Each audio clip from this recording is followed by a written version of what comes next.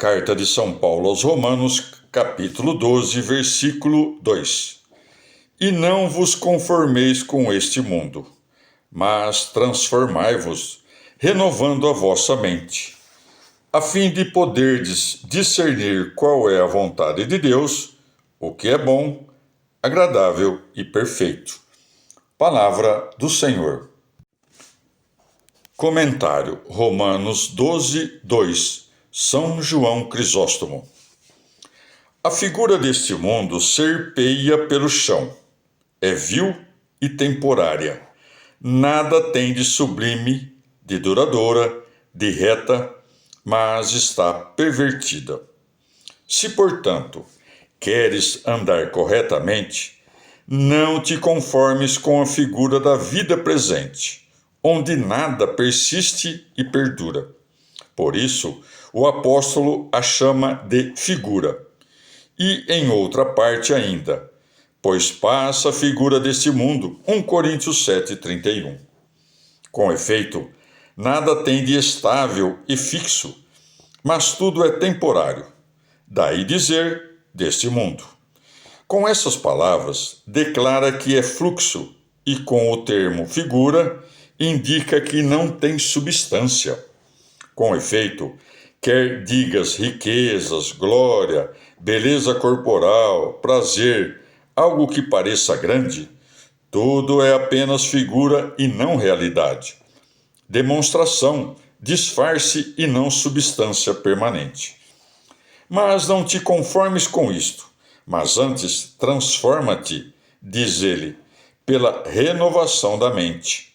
Não disse transfigura-te, e sim transforma-te, mostrando que aquilo que pertence ao mundo é figura, e o que compete à virtude não é figura, mas determinada forma real, com beleza natural, sem precisar de pinturas e figuras externas, que se desvanecem, mal aparecem, porque se dissolvem apenas aparecem. Se, portanto, renunciares à figura, logo chegarás à forma.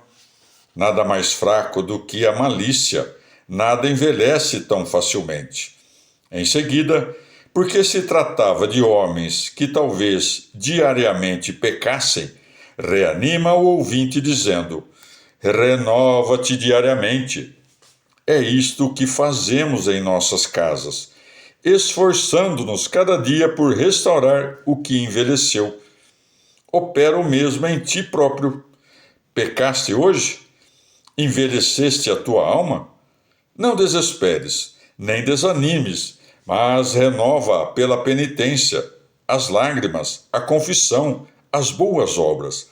Jamais desistas de proceder assim. E como consegui-lo? A fim de poderes discernir qual é a vontade de Deus, o que é bom, agradável e perfeito. Ou diz o seguinte: renovai-vos, a fim de discernirdes o que é conveniente, a vontade de Deus. Ou podeis renovar-vos se discernirdes o que é conveniente e o que Deus provavelmente quer. Se o vês e entendes a natureza das coisas, encontraste o caminho da virtude. E quem ignora, replicas, o que é útil e qual a vontade de Deus?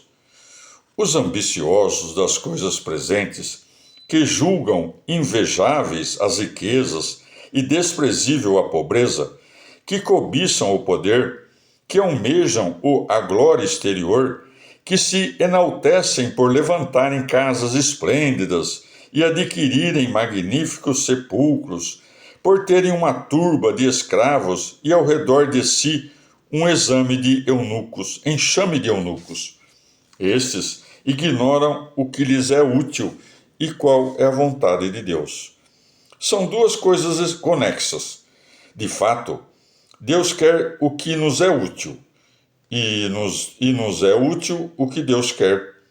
Quais as coisas que Deus quer?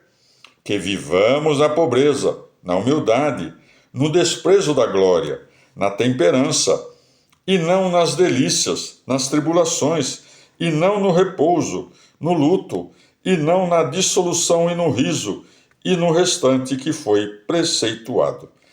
Mas muitos têm horror dessas coisas, qual péssimo vaticínio, e não as consideram úteis, e segundo a vontade de Deus.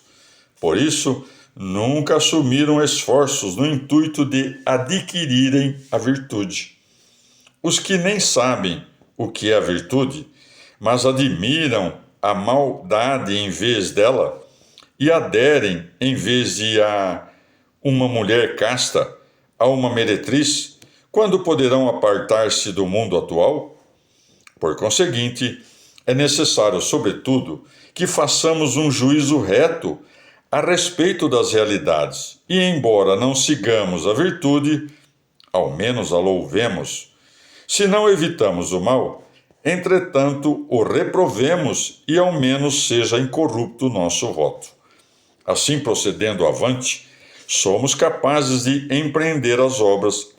Por isso, Paulo ordena que nos renovemos, a fim de poderdes discernir qual é a vontade de Deus. Aqui, na verdade, parece-me que ataca os judeus, que aderiram à lei.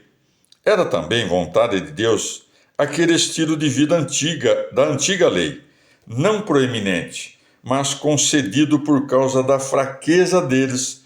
Perfeito e agradável a Deus, porém, é o novo estilo de vida.